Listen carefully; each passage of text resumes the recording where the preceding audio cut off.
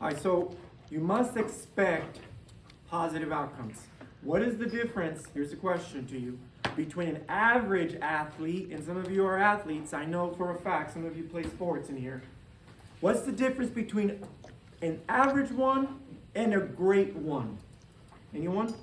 Julian. An average one doesn't practice as much as a great one does. That's one key difference, but 90% is only 90% of being a good athlete is your training. Okay? There's still 10%, and that's your mental game. Okay? I can think of two things. You said one of those, Julian. Practice, and here's the second thing, your confidence. A great athlete has had more hours of practice. You mentioned that. This advantage on the competition provides her, and I'm using her here, with a source of confidence to tap into.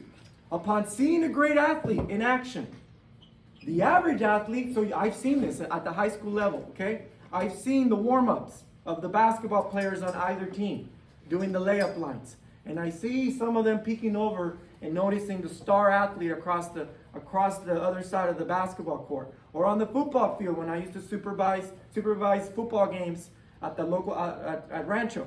And anyway, they look at them and they right away they discover, wow, look at that skill set. They might see them practicing catching the ball on the field, or they might see them practicing doing a jumper, and then the average athlete looks at them and like, wow, they're going through the motions just like the other athlete, right? But in their heads, they already know defeat is coming. Defeat is coming. They haven't even played the game yet. They haven't even started the competition yet. But in their minds, the average athlete, they've already lost. They've already lost, okay? And this happens all the time in scholastic meaning academic, meaning high school level sports.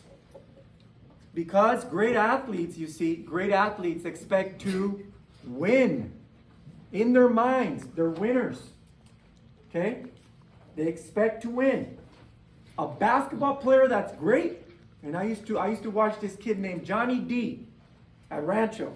He was amazing. He was amazing, okay? Ended up playing pro ball in Europe.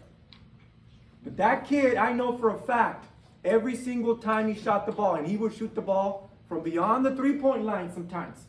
In his mind, it's already swishing. That's how Curry plays too. In his mind, every shot's going in. If you're at the plate and you're playing baseball, if you're a baseball player, every time you're at the plate, you're thinking, I'm going to get a hit. Okay? If you're at the pitcher's mound, you're thinking, as a great athlete, every time I pitch the ball, it's a strike. I'm going to nail that strike zone. Okay? They can't imagine any other outcome. I know that's hard for some of you to believe. But if this is only a phenomenon of athletics and competition, and if it translated to the real world, just imagine, okay? If you translated this to the real world, okay? In my career, I've seen far too many outstanding student athletes tremble before a challenge outside of the playing arena. So you take that athlete that's great on the court, or you take that athlete that's great on the football field, or on the baseball diamond. They're awesome. They're amazing.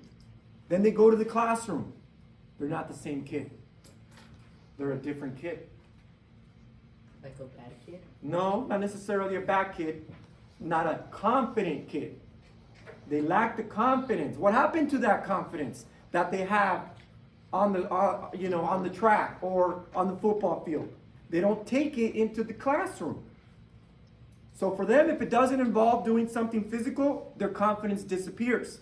And they cease to expect victories. Now in the real world, when you guys get out of high school, the real world, a victory is a yes. It's not you making the final bucket. It's not you scoring a touchdown. Okay? A victory is a yes that you get. So you seek a yes from the people you ask for help, perhaps, or from the people who answer the doors you knock on. Okay? So you're going to be knocking on a lot of doors after high school. Some of you might not knock on any, which is what's going to happen to you is your life is not going to be a happy life. You're going to have a pretty sad life because you're not going to knock on doors. You won't have the confidence. And this is what I'm saying to you. Start developing that confidence. Successful people get what they want, okay, by knocking on not one door, they knock on hundreds of doors, knowing that the majority of them won't open for them. Okay? This is a metaphor for life, guys. I hope you're understanding what I'm saying. It's a metaphor for life. Okay? However many doors you knock on is however many you're going to get open. Because it's a numbers game. It's a numbers game. So sometimes positive outcomes in your life, they happen by accident. A critical moment in my life took place during my first semester of high school. This is a true story. Okay? I had earned my 4th referral. Okay? And I was sitting in the vice principal's office. I expected to be suspended from school, which was a negative but a logical outcome of all of my accumulated mistakes up to that point. And as my vice principal talked consequences to me, the school's athletic director walks in the office. This is a true story. Okay? And he goes, "I see you got Carlos here." He said to the vice principal. And the vice principal goes, "You know Carlos?" And then he was surprised, the vice principal. And the athletic director said, "Yeah." He said it casually. "Yeah, he's going to be joining the track team. He ran a 5:30 mile today." Okay, so I had the mile that day in PE. And I ran a 5:30 without any training my freshman year, the beginning of the year, before track season. And I was busted for, my 4th referral. And here I was about to be suspended. And the athletic director told me, basically, to save my butt from getting suspended, to be on the track team. Now, obviously, hearing the athletic director speak positively about my athletic ability, that made me feel good. That might make some of you feel good when there's coaches or teachers that say, especially in high school, guys, when you get to high school, you're going to see how much more the jocks get attention from their teachers, especially the great ones, the great athletes. They get attention, they're like the big person on campus. And you're going to see that, okay? And I like feeling like that because I had, very little going for me at the time. And so I wasn't suspended that day.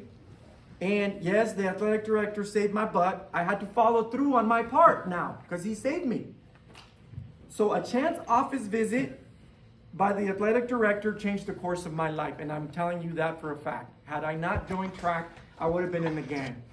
Because I was hanging out with some red norteños, that's what they call them in Northern California, my freshman year. And it was not going well. Okay, I was getting hit up by the sureños, which are the blue rag ones. And I was already getting hit up and they were warning me. Okay, so had I not joined track, I probably would have been in a gang. Now, that was a positive outcome. It was a chance positive outcome. Okay, I hadn't expected it. Has something like this ever happened to you? Maybe your parents got off with a warning after being pulled over by the police for a traffic violation. Maybe your parents came home too tired one day and you deserved an ASS whooping for something you did at school, but because your parents were so tired, they didn't want to do it. They just couldn't do it. And they just walked into their room and plopped on their bed. That happened to me a few times. My dad was too tired to hit me. Okay? And that was the chance. But what I'm saying to you is don't leave the remarkable things in life up to chance. You can't. You can't leave it up to chance. Ask for what you need from the universe. What do you want? What do you need? You need a job? A good paying job? Ask for it. Think about it. Expect it when you go to the interview. Expect to get it. Have the confidence, hey, I'm going to get this job. Okay?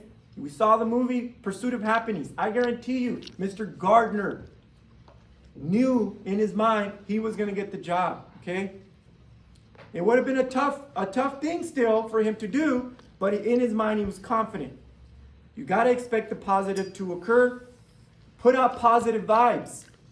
any type of challenging and negative situation. Okay? And now let's talk about rejections.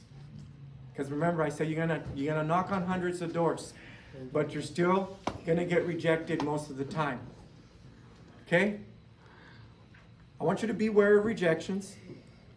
If you treat rejections like venom, poisonous stuff, right? They will kill your confidence. And this is with anything. This is with you going up to a person you like, asking them out. You could get rejected, right? You could get rejected. You like somebody, you're going to go ask them out in the dance to the first, Sadie Hawkins or whatever it is, the freshman dance. You're going to go ask someone. Maybe. Or they're going to come ask you. You could reject them or they can reject you. But if you treat rejection like a virus, instead, think about this. Treat rejections in your life like a virus. You understand what a virus is, right? It makes you sick. But how does your immune system respond? It makes your immune system, a virus, makes it Weaker. no. Stronger. So the next time you get that same type of virus, you're able to better fight it off, right? So if you treat rejections like a virus, you're going to become immune to the feelings rejections bring out in you. How many of you like to get rejected? Raise your hand. You like to get rejected? Nobody does, right? Nobody does. But if you treat it like, hey, it's no big deal. So what? She rejected me. Sad. So what? You don't understand how many times I got rejected, okay? And I felt bad about it. And that was wrong of me. Don't feel bad about rejections. Yeah, at first they suck. Anyone will tell you at first rejections do suck, right? They make you feel a little bit bad. But rationalize them as just, hey, it is what it is. I got to move on with my life. I had a standout year in track my freshman year. Toward the end of the season, I was running for the varsity team. This is a true story. My sophomore year was even better. I joined the cross-country team and I broke several school records. And I took first place at league. All of this happened. This is a true story. My name was being mentioned in the intercom at my high school, almost every week. And my popularity skyrocketed. Okay, everywhere I went, I'd have people randos, people I didn't even know would say, "Hey, Carlos, what's going on?" And I didn't even know dude or the girl, right? All because of my track and cross country ability, running ability. And it gave me great confidence. But guess what? It only showed up on the track. That's it. On the track. I couldn't transfer any of that fearlessness to other areas of my life. And one in particular frustrated me the most. And that was my lack of boldness with girls. I was kind of shy. Okay? So I had what we call back then very little game. That means I couldn't speak game. I couldn't talk to girls. Okay? I was not good at it. In fact, I had pretty much zero game. I was shy. I felt awkward. And calling girls at home, it wasn't like you guys. Let me text her. Let me get in her DMs. Whatever. No, we didn't even have smartphones. So you actually had to get your phone, like the ones I have here, and put the number in. And hopefully you didn't get dad on the other line answering the phone. Okay? Or mom. Because it's embarrassing. May I please speak to, Sophia or may I please speak to Nancy or whoever the heck you were calling? Right? And the parents on the other line. Who is this? Right? Dad, who is this? Right? That was scary, guys. You have no idea how hard it was to date back in my time. Okay? Luckily for me, I wasn't getting many phone numbers anyways, because we used to call it getting the digits. The digits meant a girl put their number on the little slip of paper, handed it to you. Hey, right? I got the number. I went back to the homies. Hey, celebration. But why wasn't I getting the numbers? Because I wasn't asking enough. I wasn't asking. I was too scared. I was too afraid to take conversations with any crush that I had or anything. Why? These were my excuses. Oh, it's too embarrassing. Well, what if she says no? What if she tells her friend I tried to get her number? That would be embarrassing. What if the news of my rejection spreads around the school? What if I don't get her telephone number? My friends are going to make fun of me. My old homies. Or I'd say to myself, she's way out of my league. Oh boy, that's how I was in high school, but that's not how I was after college. I was a totally different person. We'll talk more about that at another point. Did you have kids?